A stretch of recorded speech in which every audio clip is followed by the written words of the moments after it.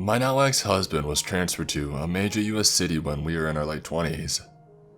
His job had him monitoring individuals in and around the major city. During his surveillance, he came across a quaint town that is known for its charm, a great shopping district, and has even been used in a movie or two. He arranged to drive me out to this town for a festival, so we could explore the area to decide if this might be where we want to buy a house and start a family. The main street still has that early 20th century charm of a movie theater, business fronts in full use, and a hotel that dates back to the 1800s. We were walking along the main street when I came across a building with mullioned window panes, very large. We had stopped walking due to the high traffic volume for the festival, so I looked in. Round tables filled the room and there were men, mostly older, some senior, at the tables. It appeared to be a jovial atmosphere, and there was cigarette smoke, and before it was illegal nearly everywhere, and beverages. I said to my partner, "Oh, it looks like a senior home." He didn't look in, as foot traffic was moving again and we moved on to something else. Years later, we did move to that town and we have 3 kids. We visited the town history center so one of the children could get some research done for a school project. While they were working with one of the historians, I asked the other one about the hotel. He gave me a brief rundown, mentioning that when the hotel had closed, businesses tried to make it in that spot, but he never mentioned it had become a senior center. So I asked him, "So, how long was it a senior center?" He got this look on his face and he looked over at his coworker, who was returning the stare. They asked me to tell them what I saw and what year it had happened, which I did. He chuckled, went over to the cabinet and pulled out the hotel file while telling me the hotel had never been a senior center, that the portion of the building that I had observed had long been empty. He then showed me some images of the hotel and the portion that I had observed. It had once been used to feed guests and people off the street. He wrote down my story, and there were many others listed there. The History Center does the ghost walks every October, so I assume they kept notes for these events. Is this a glitch in the Matrix? I don't know. I've heard of energy imprints and wondered if this was what I had observed. Anyway, along with some of the gangster stories from around town, bodies washing up at Girl Scout camps down the river from a famous gangster's hideaway, and so on. This story is always fun to share with out-of-town guests after having dinner and walking in that downtown area.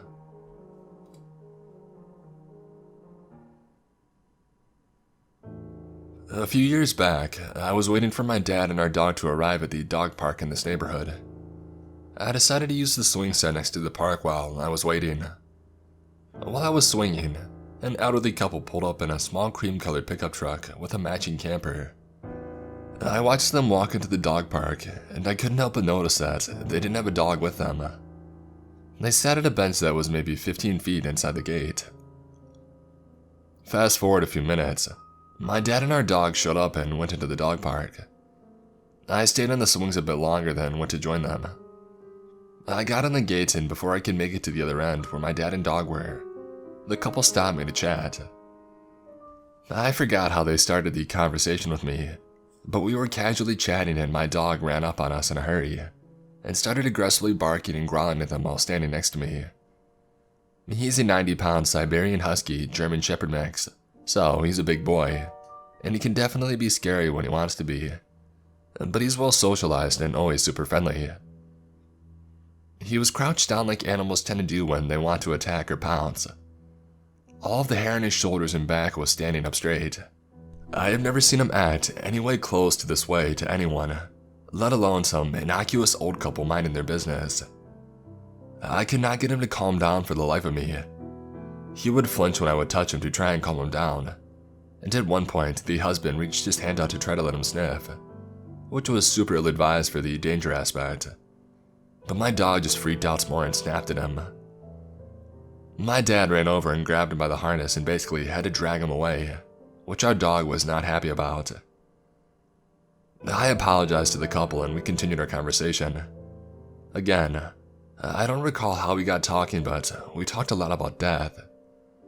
They admitted it probably seemed strange that they were there with no dog, but they seem to have lost theirs recently. We ended up swapping animal death stories, which was kind of strange to me, but since they seemed like they wanted to talk about it, I didn't mind obliging. Eventually, they decided to leave and I said goodbye, and I went to join my dad. I watched as they got in their car, turned their headlights on, and started backing out into the parking lot. My dad was super spooked about our dog's behavior and how he felt this overwhelming need to act that way towards them. The stance he had was almost protective of me. My dad was convinced that I was talking to ghosts. I told him that it was ridiculous, and then he said that ghost or not, something was off about them, and our dog knew it. We have all heard stories about how animals sense energies and paranormal things that we can't.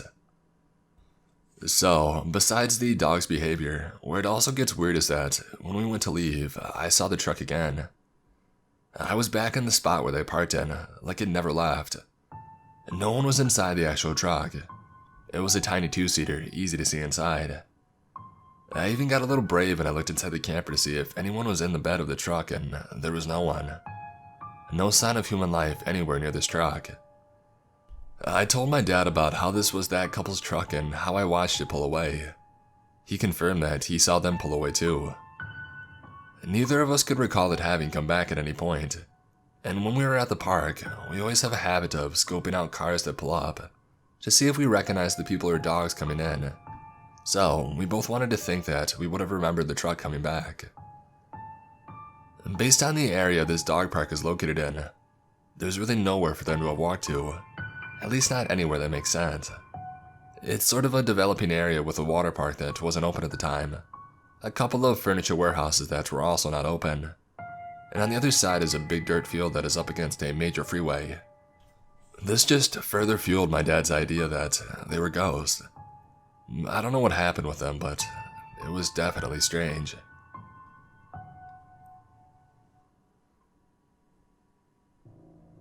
To begin, this happened roughly 3 weeks ago, while traveling back from Winnipeg to the Pas, Manitoba, Canada. Me and a friend I'll call G went to Winnipeg for the night and day, traveled there during the evening and came back the following day at 1 p.m. The way to Winnipeg was normal, took us 6 hours as usual. I've done this trip numerous times as the Pas is my hometown, which I've recently moved back to from Winnipeg.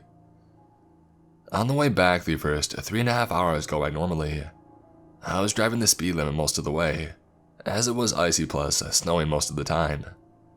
So, we come up to turn off where the Highway 6 turns off onto the 60 at about 4 p.m. At this point, the conditions are ideal, and the sun is just above the horizon. It was a beautiful sky with a crimson sun. This is where things got really strange. The first odd instance happened at about 20 minutes on this highway. A red van overtook us right before a right turn and it rounded a sharp bend.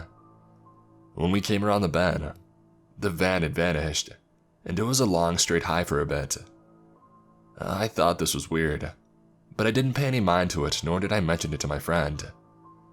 Shortly after this, I made a comment about how gorgeous the sky was. By this time, the sun was just cresting the horizon at about 11 o'clock angle.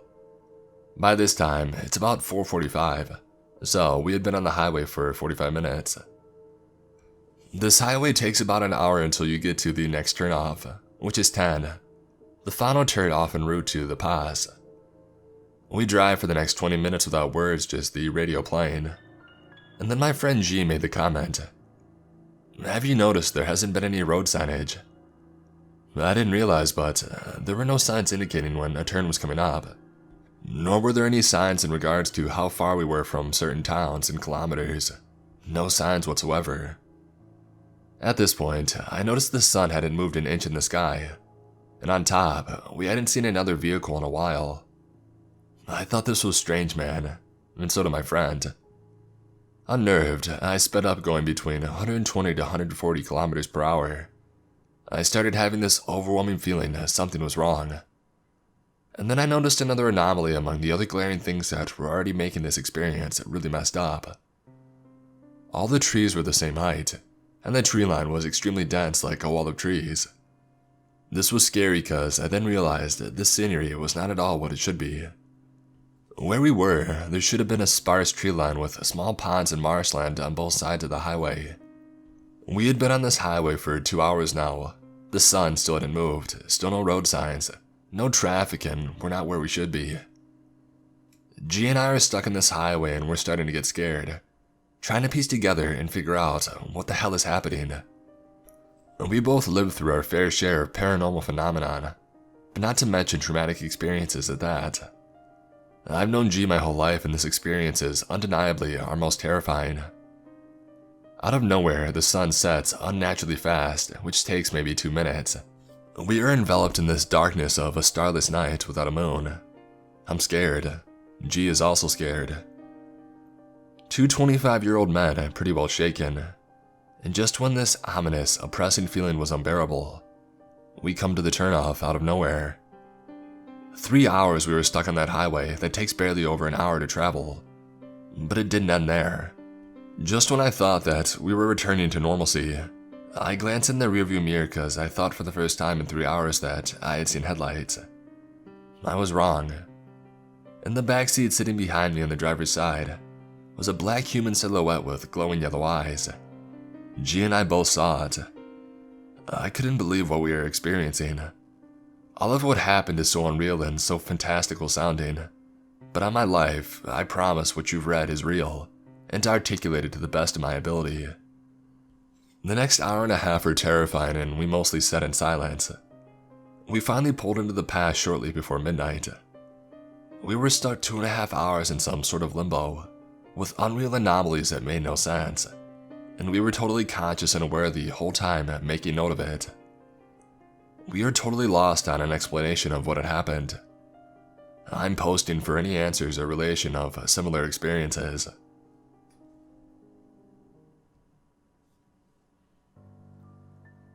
This is a story about how one of my friends saw a memory of mine in her dreams. It was a memory that the rest of my family and friends who were with me back then had convinced had been just my imagination. P.S.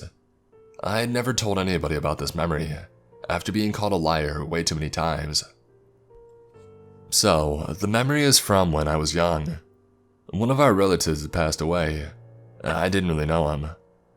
Where I'm from, funerals could extend for days and weeks, and the close family members will stay over for a couple of days and attend all the rituals. And also where I'm from, close family meant 3 to 4 households worth of people and more. So usually, for the first couple of days when all the adults lent in their hands to help, all the children in the family are made to play outside. My sibling and I went to play with other children who were in the same age range, about 4 to 9 years old. So, among all these kids, the oldest kid, 14 years old, who was a neighbor of our relatives, was sent to look after us. She was a thin girl who was wearing a blue dress. And kids being kids, we went about calling her Blue Sister. She was calm and composed and I liked her a lot. She managed the kids pretty well, asking what they wanted to play and deciding on one game and all that.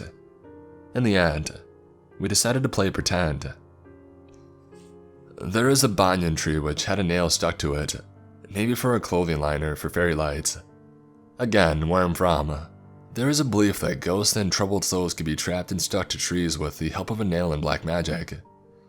There is also this popular story of the ghost of a lady who jumped after her child who had slipped into a well, because nobody else was willing to help her. That was the children's version anyway. The adult version is that she was raped and murdered, and then became a ghost who would lure men and kill them. In the end, some priest bonded her to a tree with a nail. The common game that kids play is that some idiot takes off the nail from the tree and releases the ghost until a priest can do the whole ritual again. We were playing that and having fun. I was starting to like that girl more and more. She seemed much more nicer than my siblings and my cousins. And then at the evening, my family called my siblings and I to go back to our house because our house was considerably closer than those of the families who were staying over. So, the next day rolls in and we went out to their house again. As soon as I reach, I go about searching for this girl. And to my utter surprise, nobody knows who I'm talking about. Not even my siblings who played with me and with her. None of the kids remember her. In fact, when I was insisting about playing with her, all the kids started calling me a liar, and my siblings joined in too. This made me more resilient and determined to find her, so I turned to the adults. I was looking like an idiot asking everybody around for a blue sister in the middle of a funeral.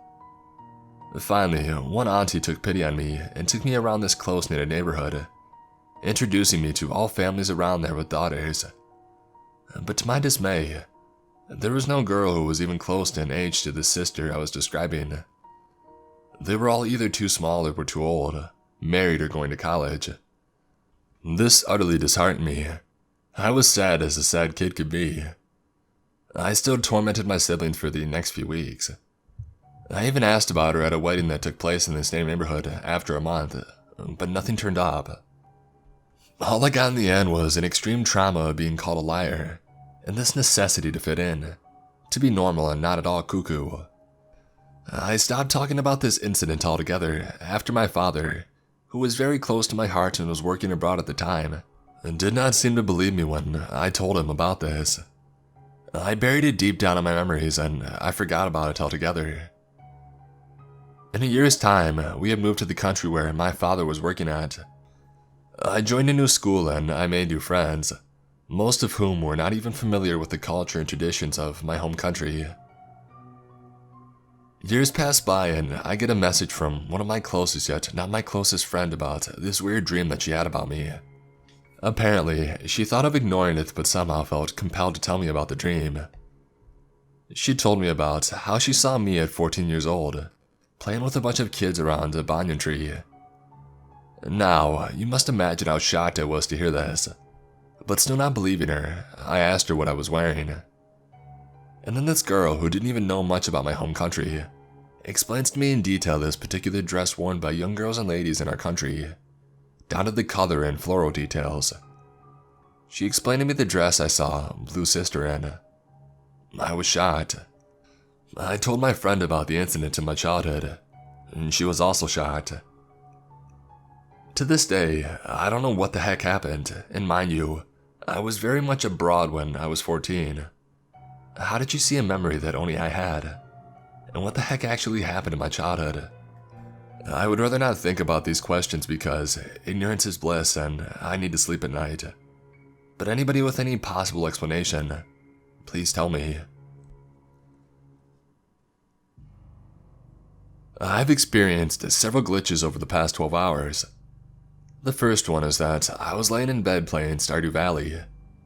I heard a sound that I thought was my fiance coming in from having a smoke outside, but it sounded a little off. And then I heard her come up the stairs, but quicker than she usually does. And then nothing. I ask if she's there, but there's no response. I get up, grab the machete that I keep next to my bed, and I search the floor. Nothing. I go back to the bedroom and the closet door is open. I do have cats, but this door sticks a little, and there's no way they could get it open. I close the door and I lay down again. And a minute later, my fiance actually comes inside and comes upstairs. We go to bed and right as I'm about to fall asleep, I'm woken up by one of the cats meowing and scratching at the closet door, which he's never done before. I check the closet, thinking that I might have trapped a cat in there. Nothing. The next morning, I get up to give one of my cats, Little Boop, his medication. I go downstairs to grab the pills and start to go upstairs. He's usually up there in the morning. I see him at the top of the stairs and he turns down the hallway out of my sight towards the bedroom. I follow him, but he's not in the room. I search the entire house and he's gone. Our furniture is set up so that there are very few hiding places. I search 2 more times. Nothing. And then I go to the kitchen and pull out some lunch meat, and he comes trotting in from the hallway like nothing happened. I give him his medication, but about half an hour later, I notice that he spit one out and it's sitting on the counter. Again, I search the house at least twice and then pull the same lunch meat treat again. Later, I'm sitting on the couch and he jumps up behind me and settles down. After some time, he jumps down and he wanders into the hallway and out of my sight. A few minutes later, I realize that he's behind me again. There's no way that he could have come back in and jumped up there without me noticing. Between when I gave Little Boop his meds the first and second time, I made myself some tea. I took a spoon, plain, not ornate silverware, and I put some sugar in the mason jar that I make my tea in.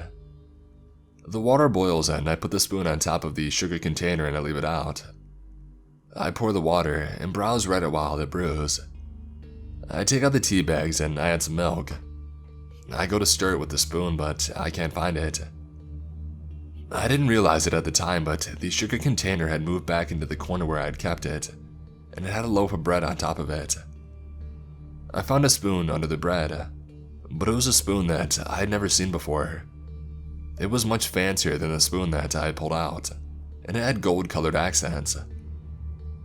I'm waiting for my fiancée to wake up to ask her if she's ever seen the spoon before. Anyway, that's been my day so far. I'll keep you updated if anything else happens. Update. My girlfriend says that we use that spoon all the time. I still maintain that I have never seen it before. Also, our smoke alarms double as CO sensors. All are working and none went off. Update 2. I found a bone fragment in my backyard. I showed it to my sister, a physical anthropologist who knows all about animal bones, who says it's from a cow. I live in a suburban neighborhood. There are no cows around for at least 50 miles.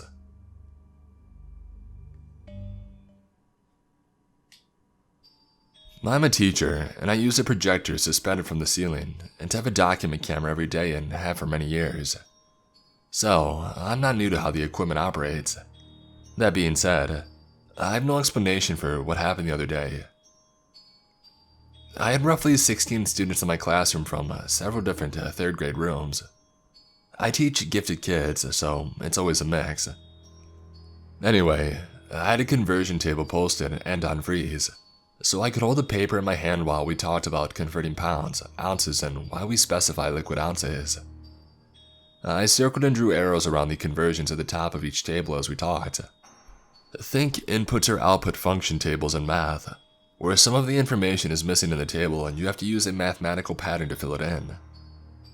So we talk, maybe for 5 minutes tops, and we break off into groups so they can try the workout with partners. A student comes up to me a few minutes later and says, "May I have a different sheet? Mine doesn't have the conversion above the tables." "Sure, but you could also just write them from the..." As I turned and faced the board, I saw that each circle I made around the conversions was empty. Blue Expo circle still there, but all the conversions were just gone. I looked at her and she looked at me, and we both looked at the board, and then her paper and then the paper in my hand, the original. It no longer had the conversions either. By now, some of the kiddos were catching on to something being amiss. They started coming over and noticed it right away. I had to ask, "You guys, there were conversions there, right? And I didn't switch the paper." Teaching moves fast and maybe I changed the paper out without it registering. Nope, nope, and nope. We all just stood there. I finally just kind of chuckled and blew it off. I didn't want to freak them out. But I know I didn't change that paper, and they know it too. So does the little girl who had the same missing conversions on her page. I know I printed all the pages from my computer at the same time, and I know the saved document has the conversions. So what the heck happened?